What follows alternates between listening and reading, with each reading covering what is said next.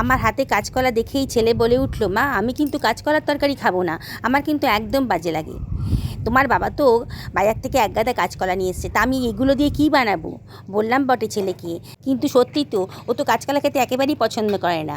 কি করব মনে করে কাঁচকলাগুলোকে সেদ্ধ করে নিলাম, খোসা ছাড়িয়ে তার মধ্যে দিয়ে দিলাম বেসন, লবণ, আর দিয়ে দিলাম হলুদের গুঁড়ো আর লঙ্কার গুঁড়ো, আর দিয়ে দিলাম আদা পেস্ট।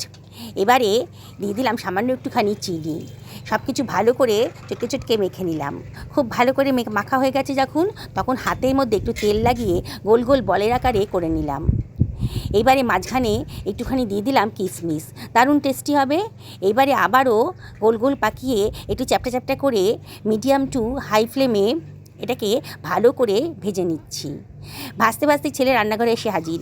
ও মা, তুমি কিসের ফুলুরি ভাজছো? দাও না একটা খেয়ে দেখি। একটা খাওয়ার পর কী বললাম, কী রে আর দুখানা দেবো? দাও তো, দারুণ হয়েছে। শোনো মা, আমার সন্ধেবেলা না দুজন বন্ধু আসবে, তুমি ওদেরকে এই ফুলুরি আর চা বানিয়ে দিও। সত্যি বলছি, দারুণ খেতে হয়েছে। কী দিয়ে বানালে বলো তো? আমি কিন্তু আর বলিনি এটা আমি কাঁচকলার ফুলুরি বানিয়েছি।